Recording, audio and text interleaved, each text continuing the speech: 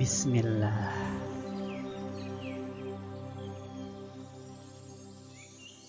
Belajar itu indah dan belajar itu ibadah. Assalamualaikum warahmatullahi wabarakatuh. Soleh-soleha, alhamdulillah kita bersua kembali. Dan kesempatan kali ini, insya Allah kita akan belajar bersama tentang keteladanan sang Nabi, yakni Nabi Yunus alaihissalam. Materi tarikh untuk kelas 4. Sebelumnya, yuk kita berdoa membaca kalam basmalah. Bismillahirrahmanirrahim. Alhamdulillah. Soleh-solehah, awalan pertama-tama, yuk kita kenali terlebih dahulu kisah singkat Nabi Yunus alaihissalam. Yang pertama, bahwa nama Nabi Yunus disebutkan oleh Allah di dalam Al-Quran sebanyak 4 kali. Dan disebutkan dengan nama gelarnya sebanyak 2 kali. Yaitu Shahib al-Hut, orang yang berada di dalam perut ikan, dan juga Dzun-Nun atau Shahib al-Nun. Kemudian yang kedua, Nabi Yunus alaihissalam ternyata diutus oleh Allah kepada masyarakat kampung Ninawa yang berada di daerah Mosul, negara Irak. Dengan misi utamanya mengembalikan iman mereka untuk menyembah Allah Subhanahu wa Ta'ala. Tapi apa yang terjadi ya? Ini dia yang ketiga. Ternyata dakwah Nabi Yunus alaihissalam tidak mendapat sambutan yang baik dari mereka.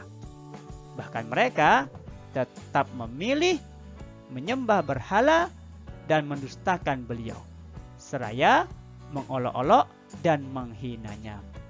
Na'udzubillahi min dzalik. Soleh-soleha, kemudian Nabi Yunus ternyata berniat meninggalkan kaumnya yang sangat sulit dibimbing ke jalan yang benar. Namun, di saat itu pula Allah memerintahkan beliau untuk menyampaikan risalah wahyu kepada kaumnya. Apa isi risalah wahyunya? Bahwa Allah mengancam mereka akan memberikan azab akibat perbuatan mereka yang tidak mau taat kepada Allah. Dalam waktu 3 hari setelah Nabi Yunus nanti meninggalkan kampung Ninawa. Jadi, risalah ini menunjukkan ancaman Allah kepada orang-orang yang tidak mau mengikuti perintah Nabi Yunus alaihissalam. Dan ternyata setelah peristiwa itu, Nabi Yunus pun tetap memilih meninggalkan mereka karena marah. Padahal Allah belum mengizinkannya. Apa yang terjadi berikutnya ya? Yuk kita cari tahu bersama-sama.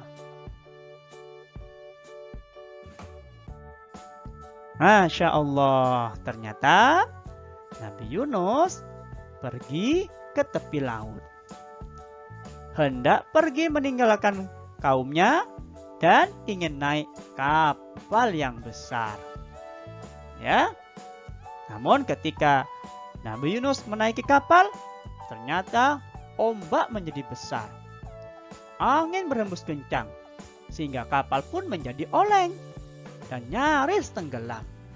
Saat itulah mereka bermusyawarah. Kenapa ini terjadi? Mungkinkah karena muatannya yang banyak?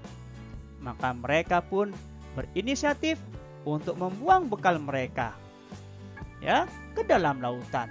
Satu demi satu mereka buang. Sampai akhirnya barang bawaannya pun menipis.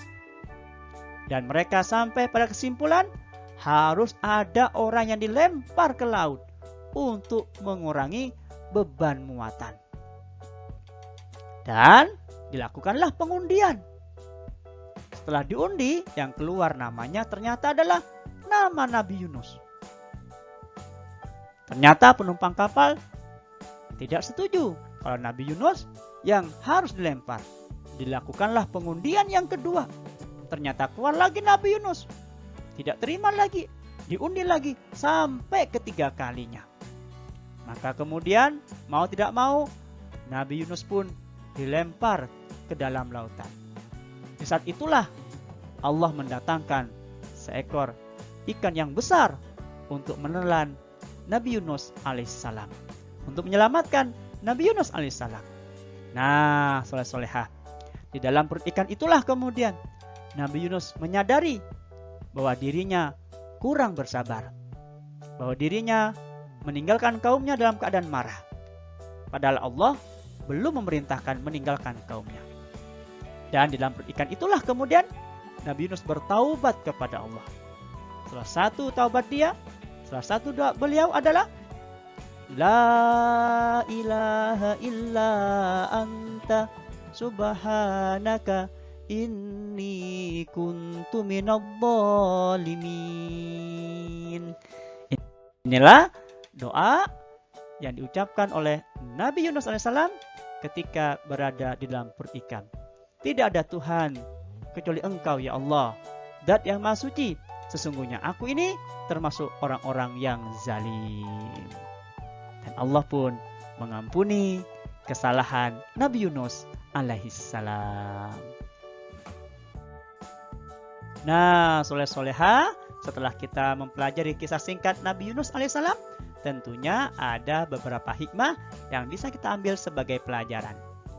Yang pertama, saat kita mengajak pada kebaikan dan belum ada tanggapan yang baik, ingat, bersabarlah dan jangan marah, apalagi meninggalkan mereka dalam keadaan marah. Yang kedua, siapa berani berbuat, maka harus berani bertanggung jawab. Jangan berbuat dan meninggalkan tanpa jejak, tanpa ada rasa tanggung jawab.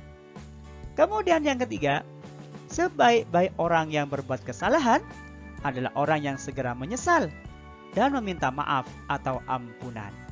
Sebagaimana Nabi Yunus ketika ia ada dalam perut ikan. Dia menyesali dan memohon ampun kepada Allah.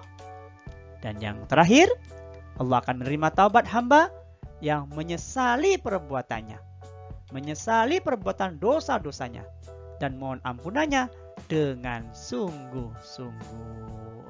Semoga kita mampu mengambil hikmah dari kisah Nabi Yunus alaihissalam.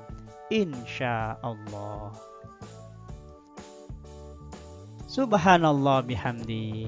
Soleh-soleha, yuk kita ucapkan rasa syukur kita pada Allah dengan mengucap kalimat tahmid Alhamdulillahi Rabbil Alamin. Karena kita telah mempelajari kisah Nabi Yunus, mempelajari hikmah yang ada di balik kisah tersebut, tentunya terima kasih ya atas segala perhatiannya. Mohon maaf atas segala kekurangannya. Assalamualaikum warahmatullahi wabarakatuh.